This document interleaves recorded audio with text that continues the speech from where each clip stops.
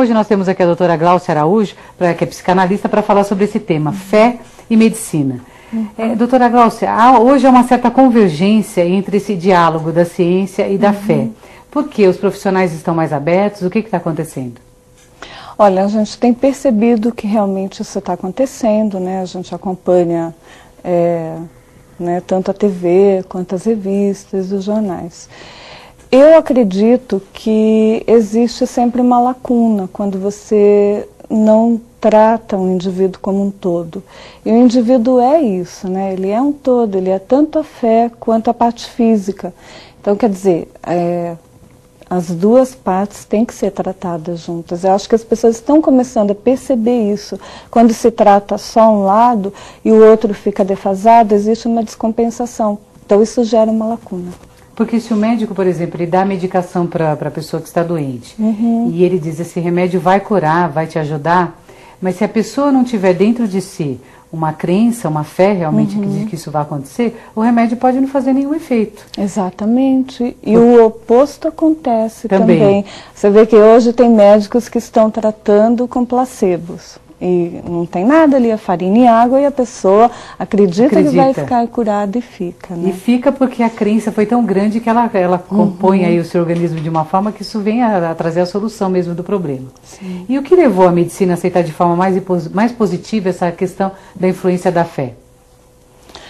Olha, eu acredito que seja essa lacuna. E é como eu te falei, são algumas correntes, alguns movimentos dentro da área médica.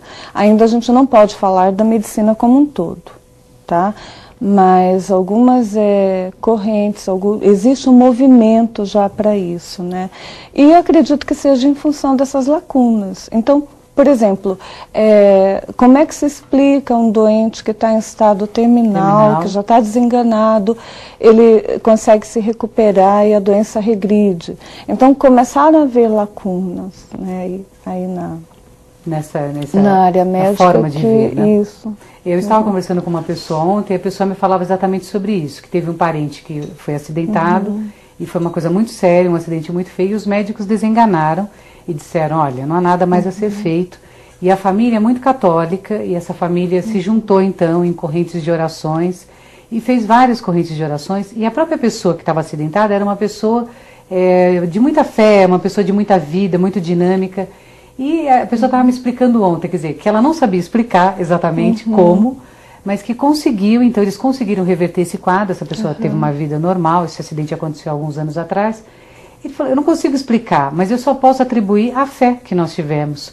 Porque pela mão da medicina, isso não teria acontecido. Eles fizeram o que podia ser feito. E aí colocaram nas mãos de Deus mesmo, e a família acreditou.